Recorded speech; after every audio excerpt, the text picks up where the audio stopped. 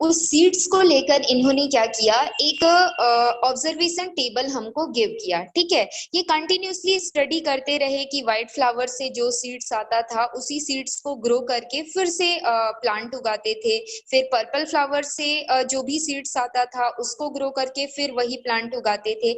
ऐसा करते करते करते हुआ क्या कि जैसे जैसे ये व्हाइट फ्लावर वाले प्लांट को ग्रो करते, तो कुछ टाइम के बाद या कुछ ईयर्स के बाद उस प्लांट में सिर्फ व्हाइट फ्लावर ही लगता था, और जो पर्पल फ्लावर का प्लांट था उसमें सिर्फ पर्पल फ्लावर भी ही लगता था। ठीक है, तो उन्होंने क्या बोला कि जो सिर्फ जिस सीड को ग्रो करने के बाद उसके प्लांट ओनली पर्पल फ्लावर को देंगे वो pure variety of purple flower हो जाएगा, और जिस सीड को ग्रो करने के बाद उसके प्लांट ओनली व्हाइट फ्लावर को देंगे वो आपका क्या हो जाएगा, pure variety of white flower plant. ठीक है, मतलब बहुत साल तक एक्सपेरिमेंट करते गए, किसी में किसी पौधे में सफेद लगते थे, किसी में बोला जाए पर्पल लगते थे।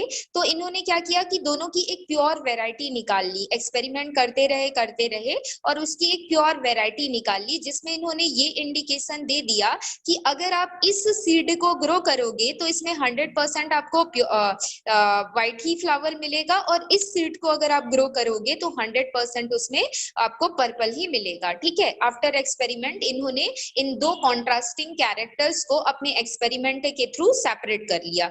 ठीक है, और सेपरेट करने के बाद उस व्हाइट कलर के प्लांट को और पर्पल कलर के प्लांट को नाम दे दिया कि ये प्योर पर्पल और प्योर व्हाइट फ्लावर का जो प्लांट है वो है। ठीक है, फिर क्या किया इन्होंने कि जो प्योर और पर्पल इनको फ्लावर मिला, उनमें किसकी बात मैं कर रही हूँ, प्योर व्हाइट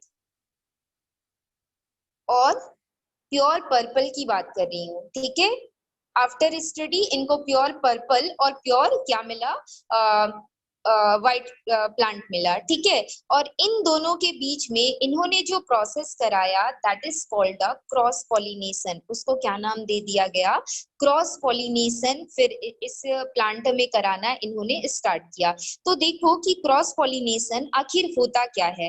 पहले क्या होता था कि अगर आप व्हाइट फ्लावर को ग्रो करोगे, उसके सीड्स को ग्रो करोगे, तो उसके सीड्स को ग्रो करने पर ऐसा होता था कि कुछ प्लांट ऐसे होते थे जिनमें पर्पल लग जाते थे और कुछ प्लांट ऐसे होते थे जिनमें व्हाइट लग जाते थे। ठीक है, पर्पल में भी ऐसा होता था। तो इस वजह से उसको वो एक्सपेरिमेंट करते गए तब तक करते गए जब तक मैं ऐसे सीड को ग्रो ना कर लूं जिसके सारे के सारे प्लांट व्हाइट आए और जिसके सारे के सारे प्लांट क्या आए, पर्पल आए। ठीक है, जब उसका डिस्कवरी उन्होंने कर लिया तो कर लेने के बाद उन्होंने उसका इंडिकेशन दे दिया कि ये प्योर पर्पल है और ये प्योर व्हाइट है। मतलब इसको ग्रो करोगे तो इसके सारे के सारे प्लांट में व्हाइट कलर का ही फ्लावर लगेगा और इसके सारे के सारे प्लांट में पर्पल कलर का ही फ्लावर लगेगा। ठीक है, इस प्योर वेराइटी को ऑब्टेन करने के बाद इन्होंने क्या किया, प्योर पर्पल एक आपका है प्योर पर्पल प्लांट है और एक आपका है प्योर व्हाइट जो कि आफ्टर एक्सपेरिमेंट ऑफ मेंडलेव उनको मिला।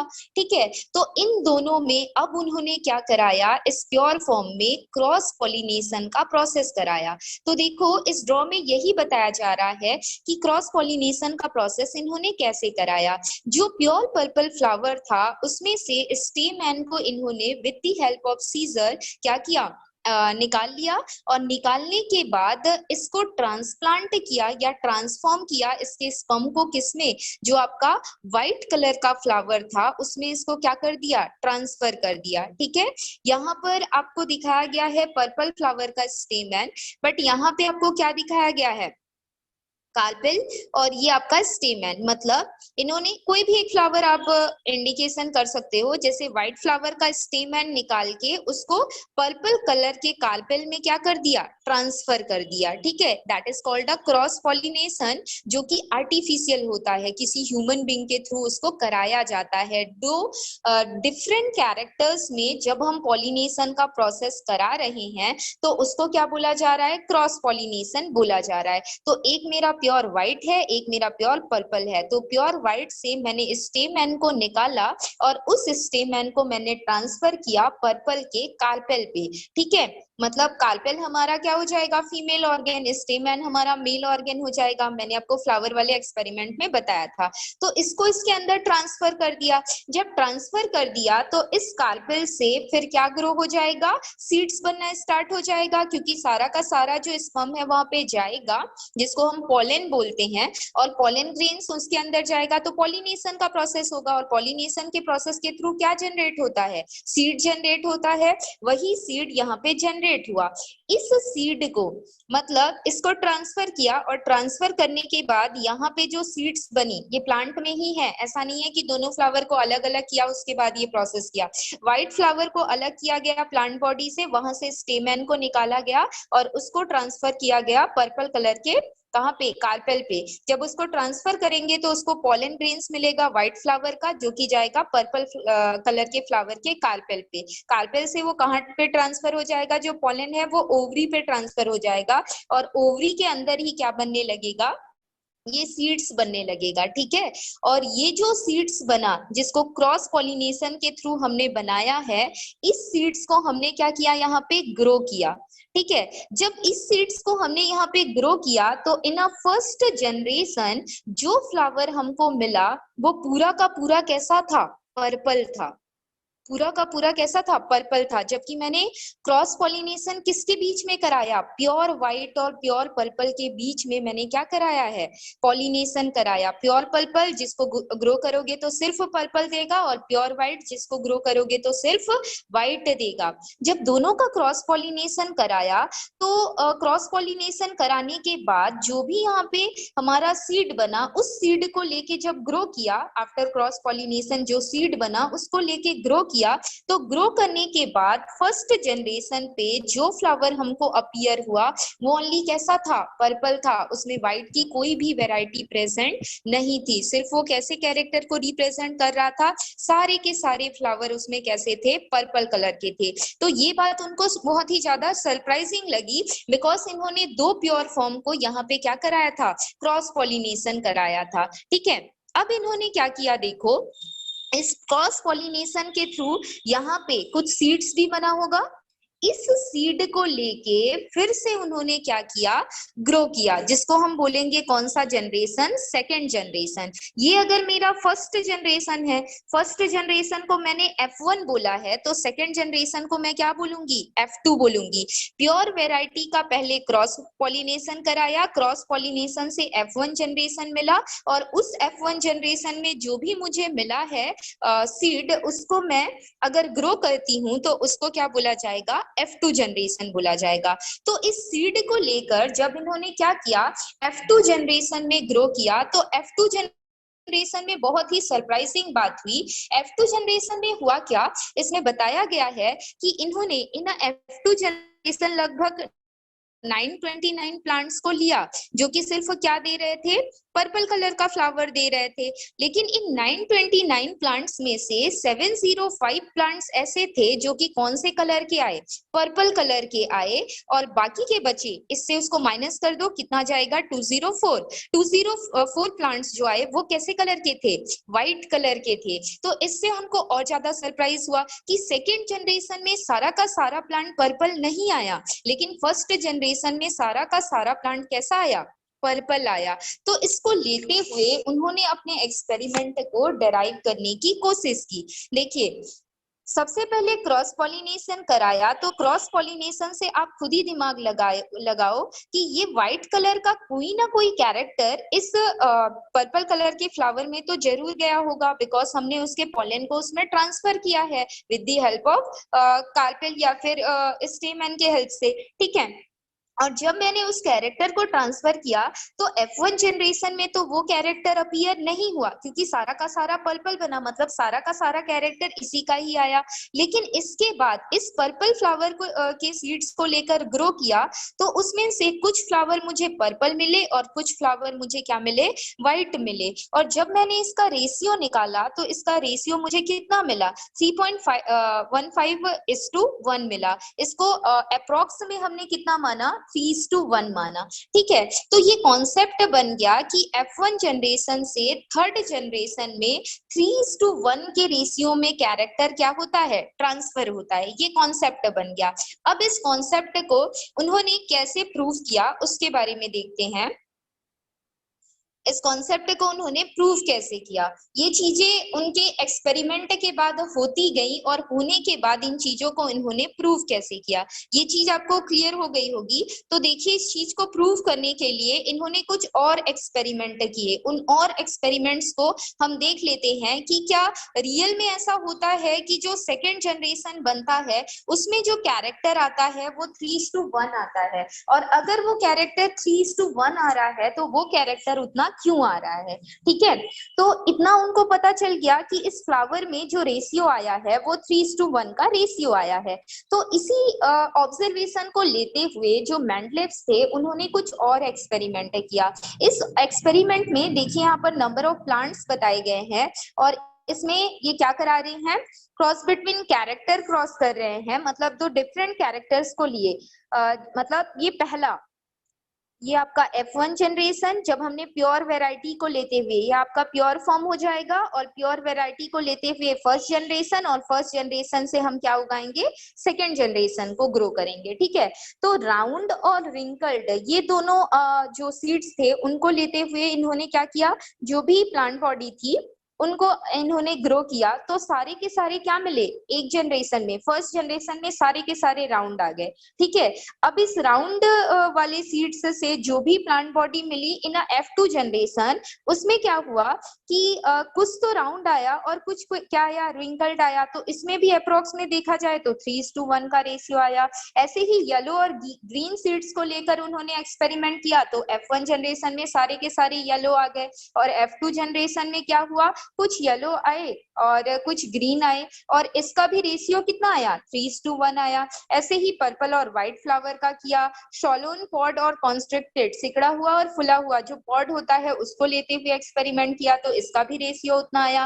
वैसे ही ग्रीन और येलो पॉड को लेते हुए एक्सपेरिमेंट किया, तो उसका भी रेशियो 3:1 आया। एक्सियल और टर्मिनल फ्लावर के बेसिस पे एक्सपेरिमेंट किया, तो उसका भी रेशियो 3:1 आया। टॉल और ड्वार्फ प्लांट का किया, तो उसका भी रेशियो कितना आया, अप्रोक्सीमेट 3:1 आया। तो उन्होंने ये कंक्लूजन निकाला कि इन अ सेकेंड जनरेशन जो भी कैरेक्टर ट्रांसफर होता है वो 3:1 के रेशियो में ही होता है।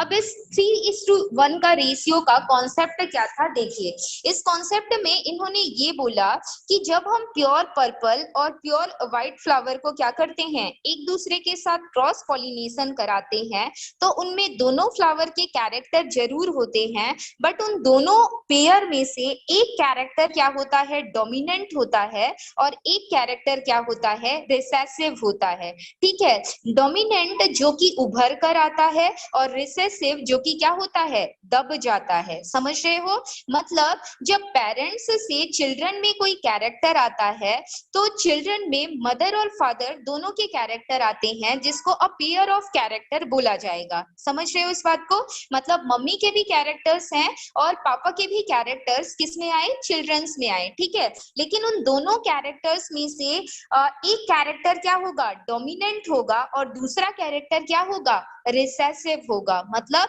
एक कैरेक्टर दबा हुआ और दूसरा कैरेक्टर उभरा हुआ। तो जो डोमिनेंट कैरेक्टर होता है वो कैरेक्टर हमको कहाँ पे दिखाई देता है, F1 जनरेशन में दिखाई देता है, ठीक है। F1 जनरेशन में मतलब इसने इसको पूरी तरीके से दबा दिया, उभरने ही नहीं दिया उस कैरेक्टर को, जिसकी वजह से हमको सिर्फ इन F1 जनरेशन, मान लो आपका पर्पल क्या था, डोमिनेंट था, और व्हाइट आपका क्या था, रिसेसिव था। तो इस पर्पल, ये जो पर्पल था इस व्हाइट पे क्या हो गया, भारी पड़ गया, बिकॉज ये डोमिनेंट है, ये उभर कर आया, और जो व्हाइट है वो उतना ज्यादा एक्टिव ना होने के कारण क्या हो गया, दब गया, ठीक है। तो F1 जनरेशन में सारा का सारा कैरेक्टर जो उभर कर आया वो क्या था, पर्पल था, ठीक है। तो F1 जनरेशन में मुझे सारे के सारे प्लांट क्या मिल गए, पर्पल मिल गए, क्योंकि वो व्हाइट के कंपैरिजन में ज्यादा क्या थे, डोमिनेंट थे, ठीक है। इसके बाद जब मैं इस F1 जनरेशन के पर्पल फ्लावर को क्या कर रही हूँ, ग्रो कर रही हूँ, तो इसमें भी तो दो कैरेक्टर प्रेजेंट है, एक व्हाइट का कैरेक्टर और एक पर्पल का कैरेक्टर। दोनों का पेयर इसमें मौजूद है, लेकिन हुआ क्या कि पर्पल वाला डोमिनेंट था और ये दब गया। कैरेक्टर है उसमें लेकिन वो उभर कर नहीं आ पाया, जिसकी वजह से वो उसकी प्लांट बॉडी के अंदर दब गया, हम ये बोल सकते हैं। लेकिन इसी पर्पल फ्लावर में ये दोनों कैरेक्टर अभी भी मौजूद हैं, और जब मैं इसको F2 जनरेशन में ग्रो करती हूँ तो होता क्या है कि ये पर्पल यहाँ पे तो बहुत ज्यादा डोमिनेंट हो गया, लेकिन सेकेंड जनरेशन में वो पूरे तरीके से जो व्हाइट का आपका कैरेक्टर था उसको दबा नहीं पाया। ठीक है, उसने कोशिश की लेकिन वो कितने को दबा पाया, सिर्फ 50% को ही दबा पाया, बाकी के 25% वो नहीं दबा पाया, जिसकी वजह से कुछ रेशियो हमको क्या मिले, व्हाइट फ्लावर के मिले। मतलब यहाँ पे जो सारे के सारे व्हाइट रिसेसिव कैरेक्टर को रिप्रेजेंट कर रहे थे, उसमें से कुछ व्हाइट क्या हो गए, इस जनरेशन से इस जनरेशन में आते तक उन्होंने अपने आप को थोड़ा बहुत एक्टिव कर लिया। ठीक है, और एक्टिव करने की वजह से F2 जनरेशन में ज्यादा कैरेक्टर तो पर्पल का आया, लेकिन कुछ ना कुछ कैरेक्टर आपका किसका आएगा, व्हाइट का आएगा, क्योंकि F2 जनरेशन में वो पूरी तरीके से रिसेसिव का वर्क नहीं करता है। ठीक है, और इसी वजह से क्या होता है, जनरेशन गैप होता है। जैसे दादा दादी के कैरेक्टर आपके मम्मी पापा में कुछ कैरेक्टर्स नहीं थे, वो कैरेक्टर आपके दादा दादी में थे, लेकिन वो कैरेक्टर आपके मम्मी पापा में कहीं ना कहीं किसी ना किसी फॉर्म में थे, बट वो कैसे थे, रिसेसिव थे, वो उभर कर नहीं आए, इनएक्टिव थे, उनकी बॉडी में वो दबे हुए थे। लेकिन जब आप ऑफस्प्रिंग के फॉर्म पे, मतलब मदर फादर के जो चाइल्ड आए, उन चाइल्ड में वो कैरेक्टर दिखाई दिया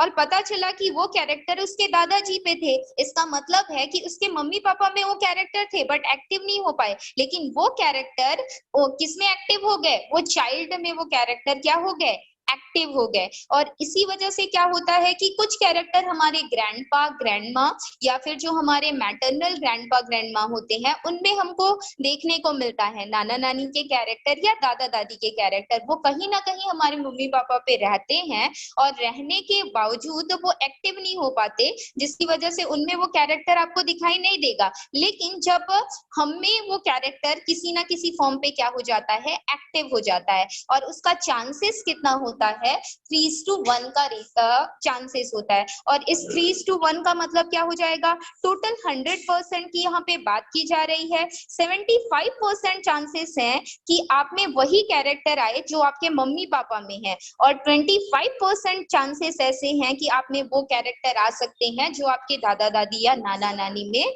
है। उस चीज को यहाँ पे क्या किया जा रहा है, रिप्रेजेंट। 2 मिनट रुक।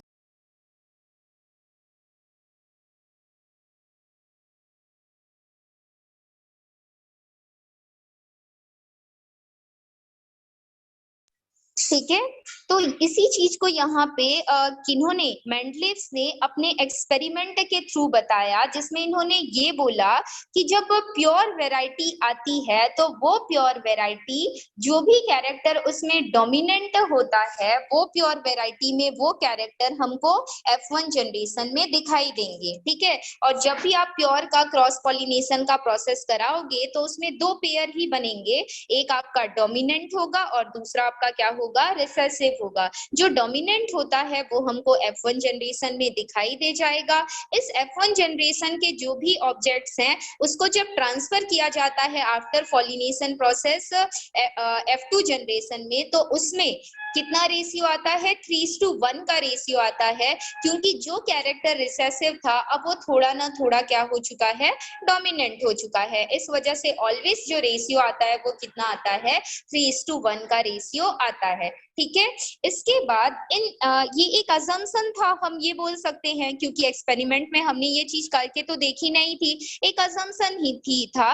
तो कुछ अजम्पशंस इन्होंने कैसे निकाले, देखिए जो आपके मेंडलीव्स थे उन्होंने ये बोला कि जो मैंने आपको वही बताया वही है इसमें, कि 2 फैक्टर्स ईच कैरेक्टर में प्रेजेंट होता है, मतलब जो भी एक कैरेक्टर होता है उसके लिए 2 फैक्टर बॉडी में होता है, ठीक है। उसमें से एक फैक्टर डोमिनेंट और दूसरा फैक्टर क्या है, रिसेसिव। और अगर वो कैरेक्टर डोमिनेंट फॉर्म पे अगर फैक्टर आ गया तो वो कैरेक्टर हमें दिखाई देगा, और रिसेसिव फॉर्म में वो कैरेक्टर हमारी बॉडी में है तो वो हमको दिखाई नहीं देगा, ठीक है।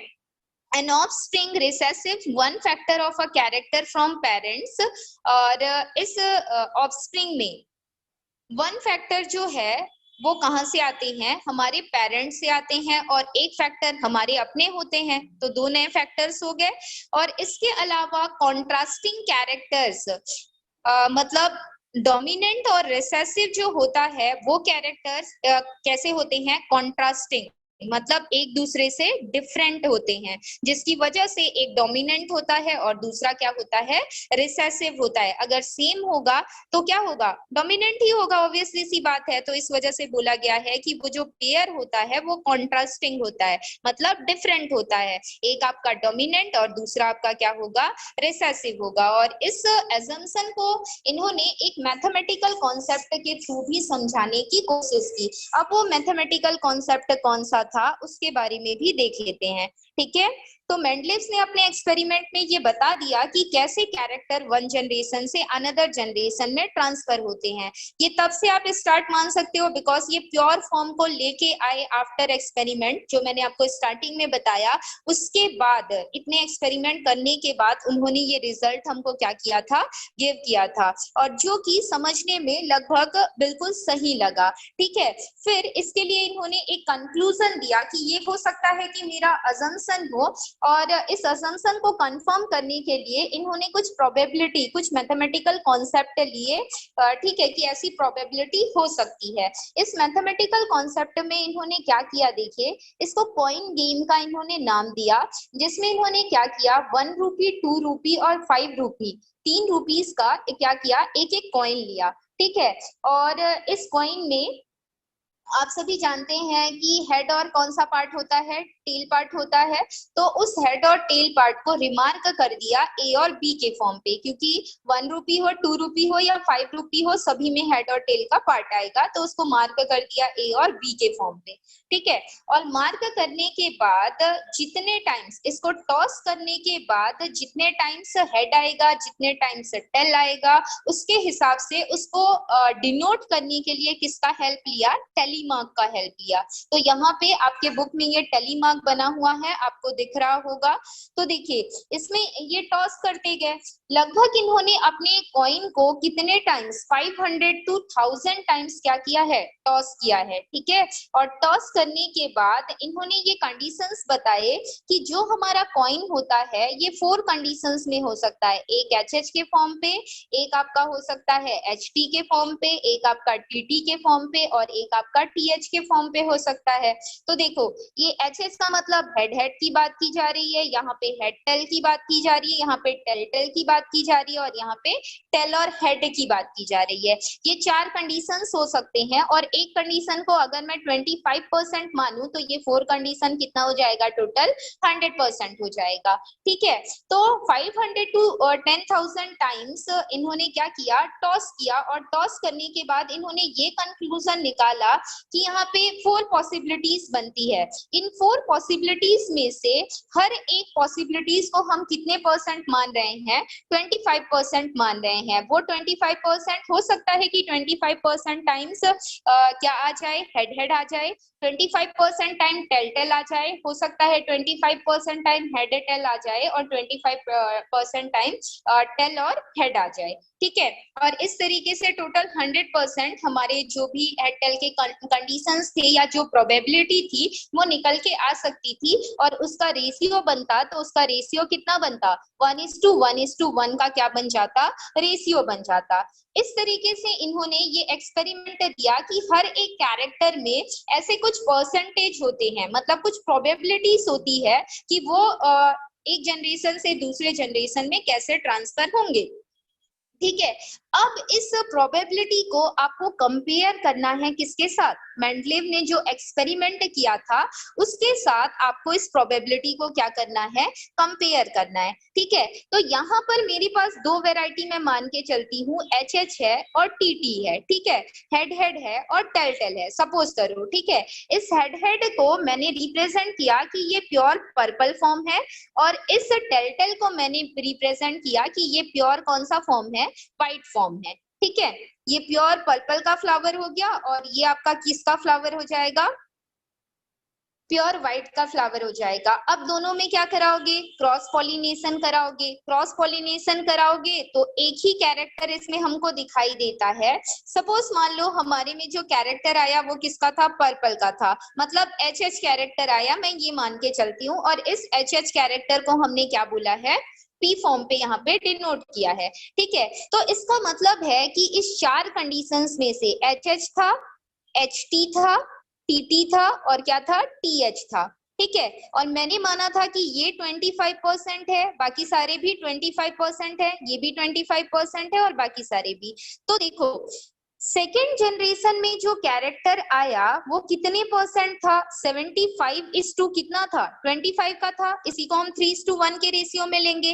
तो इसका मतलब हेड, ये जो हेड जहां पे भी आया है, ये जो हेड जहां पे भी आया है, ये क्या करेगा, ये ऑलवेज डोमिनेंट ही होगा। ऑलवेज कैसा होगा, डोमिनेंट ही होगा। मतलब अगर कहीं पर H फैक्टर है जो कि मुझे फर्स्ट जनरेशन में आफ्टर क्रॉस पॉलिनेशन मिला है, जो कि पर्पल कलर के फ्लावर के फॉर्म पे अगर मैं मेंडलेव से कंपेयर करूं तो होगा, तो H कैरेक्टर अगर कहीं पे भी है तो इसका मतलब है कि वो फ्लावर कैसा होगा, पर्पल ही होगा। ये भी पर्पल होगा, ये भी पर्पल होगा और ये भी कैसा होगा, पर्पल ही होगा। ये मैंने किसके बेसिस पे निकाला है, आफ्टर क्रॉस पॉलिनेशन जो कैरेक्टर मुझे डोमिनेंट लगा उसके बेसिस पे निकाला है। ठीक है, क्योंकि अगर व्हाइट कैरेक्टर डोमिनेंट होता तो यहाँ पे क्या होता, कुछ हमारे व्हाइट बनते, कुछ हमारे पर्पल बनते, बट ऐसा हुआ क्या, F1 जनरेशन में नहीं हुआ। इसका मतलब जहां पे भी H फैक्टर प्रेजेंट होगा वो ऑलवेज मुझे क्या देगा,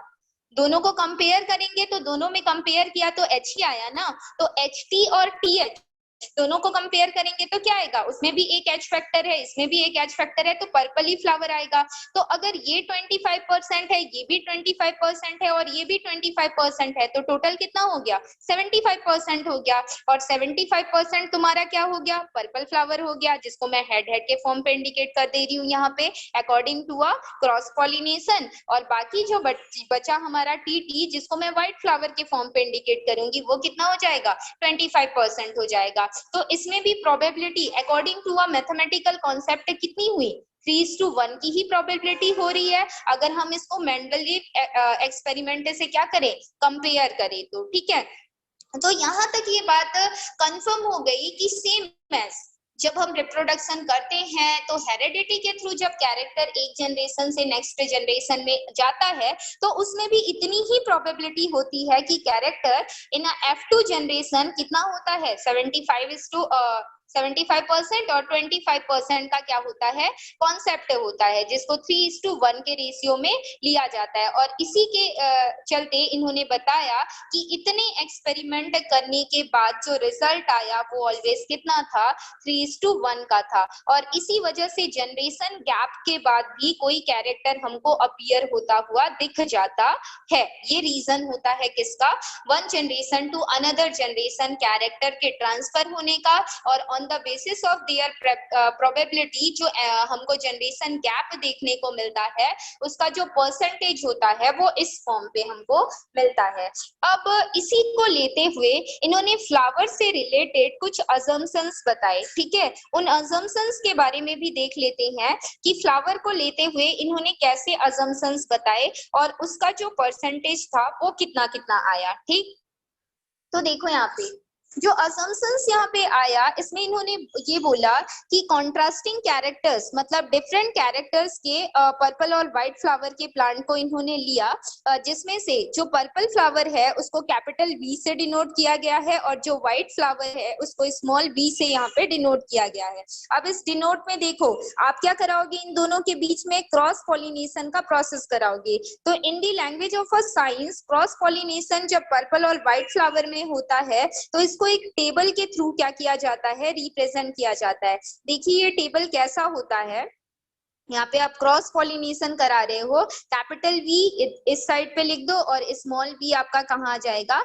इस साइड पे आ जाएगा। अब क्रॉस पॉलिनेशन कराओ, ये कैपिटल वी है और ये स्मॉल वी है, दोनों रिएक्ट करेंगे, क्या बनेगा, एक कैपिटल वी एक स्मॉल वी, ये कैपिटल वी और ये स्मॉल वी क्या बन जाएगा, एक कैपिटल एक स्मॉल, ये कैपिटल और ये स्मॉल है, एक कैपिटल दूसरा स्मॉल, एक कैपिटल एक स्मॉल, तो एक कैपिटल और एक स्मॉल। तो देखो इन F1 जनरेशन जब मैंने प्योर फॉर्म का क्या कराया, कैरेक्टर का क्रॉस पॉलिनेशन कराया, तो यहाँ पे कैपिटल वी है, कैपिटल वी कौन से कलर का है, पर्पल कलर का है, तो इसमें सारे के सारे सेम है, आपको दिख रहा होगा। तो कैपिटल वी जिसमें भी प्रेजेंट है वो कौन सा कलर देगा, पर्पल कलर देगा। मतलब टोटल 100% कैरेक्टर इसमें क्या हो गया, F1 जनरेशन में अगर प्योर पर्पल और प्योर व्हाइट है तो एक डोमिनेंट और एक क्या निकला, रिसेसिव निकला, और जो डोमिनेंट निकला वो कैपिटल वी था जिसको हमने यहाँ पे पर्पल फॉर्म पे इंडिकेट किया, और इसी वजह से F1 जनरेशन में सारे के सारे प्लांट हमको क्या मिले, पर्पल कलर के मिले। इसके बाद F2 जनरेशन की बात करते हैं। F2 जनरेशन में हमने क्या किया था कि F2 जनरेशन में जो सीड्स हमको मिला था वो यही था, मतलब एक कैपिटल वी था और दूसरा स्मॉल वी था, यहाँ पे भी एक कैपिटल वी और दूसरा स्मॉल वी, टेबल ही है सेम एज अभी आपने जो बनाया वही टेबल है, ठीक है। अब देखो इसको, इस कैपिटल वी और इस कैपिटल वी का रिएक्शन कराओगे तो यहाँ पे कैपिटल वी बनेगा, इस स्मॉल वी और कैपिटल वी का रिएक्शन कराओगे तो एक स्मॉल वी और दूसरा कैपिटल वी होगा, इन दोनों का कराओगे तो एक कैपिटल वी दूसरा स्मॉल वी, और इन दोनों का कराओगे तो स्मॉल वी और स्मॉल वी बनेगा। तो जहां पे स्मॉल वी बना ये क्या हो गया, व्हाइट हो गया, और यहाँ पे देखो दोनों कैपिटल है मतलब पर्पल है, एक कैपिटल और एक स्मॉल है मतलब क्या है, पर्पल है, एक कैपिटल और एक स्मॉल है मतलब क्या है, पर्पल है। मतलब इसमें भी जो रेशियो आया वो कितना का आया, 75:25% बोला जाए इसको, और इसी को हम 3:1 के रेशियो में क्या करेंगे, इंडिकेट करेंगे। तो इससे कंफर्म हो जाता है कि वन जनरेशन से अनदर जनरेशन या एनर्जी गैप की सॉरी जो जनरेशन गैप हमको देखने को मिलता है उसमें जो कैरेक्टर ट्रांसफर होते हैं वो 3:1 के रेशियो में होते हैं, जिसकी वजह से कभी कभी ऐसा होता है कि हमारी बॉडी में हमारे मैटरनल और पैटर्नल जो ग्रैंडपा और ग्रैंडमा होते हैं उनके कैरेक्टर्स क्या हो जाते हैं, ट्रांसफर हो जाते हैं, जो कि हमारे पेरेंट्स में प्रेजेंट नहीं होते, और हमारे पेरेंट्स से हमें जो कैरेक्टर आता है उसको F1 जनरेशन बोला जाएगा। और अगर हमारे किसे जो ग्रैंडपा ग्रैंडमा से कोई कैरेक्टर हम में आ रहा है मतलब वो कौन सा जनरेशन हो जाएगा, F2 जनरेशन हो जाएगा, क्योंकि वो हमारे मम्मी पापा के लिए F1 जनरेशन होगा और हमारे लिए क्या होगा, F2 जनरेशन होगा, ठीक है। तो आपको क्लियर हो गया होगा कि कैसे जो कैरेक्टर्स है वो वन जनरेशन से अनदर जनरेशन में क्या होता जाता है, ट्रांसफर होता जाता है। और ये जो जनरेशन डिफरेंस है वो हमको देखने को क्यों मिलता है, बिकॉज इसमें ऑलवेज जो रेशियो आता है वो 3:1 का आता है, और ये रेशियो किस बेस पे बनता है, डोमिनेंट और रिसेसिव। बिकॉज जब दो डिफरेंट पेयर रिएक्ट करते हैं और किसी ऑब्जेक्ट के अंदर रहते हैं तो एक कैरेक्टर डोमिनेंट और दूसरा क्या होता है, रिसेसिव होता है। डोमिनेंट उभर कर आएगा, रिसेसिव दब जाएगा, जिसकी वजह से F1 जनरेशन में सारा का सारा कैरेक्टर डोमिनेंट वाला आ जाता है, लेकिन F2 जनरेशन में वही कैरेक्टर क्या कर जाता है, जो रिसेसिव वाला है वो थोड़ा सा एक्टिव हो गया, तो चांसेस रहते हैं 25% कि जो रिसेसिव था वो भी उभर कर उस जनरेशन में आ सकता है, ठीक है। इसके बाद जो नेक्स्ट टॉपिक है वो हम कल की क्लास में डिस्कस करेंगे, जिसमें हमको मेंडल्स लॉ के बारे में पढ़ना है, सेक्स डिटर्मिनेशन और क्रोमोसोम्स जो कि गर्ल बेबी और बॉय बेबी के बारे में बताते हैं, उसके बारे में डिस्कस करेंगे, ठीक। तो आज की क्लास हम यहीं पे खत्म करते हैं, ओके, चलिए।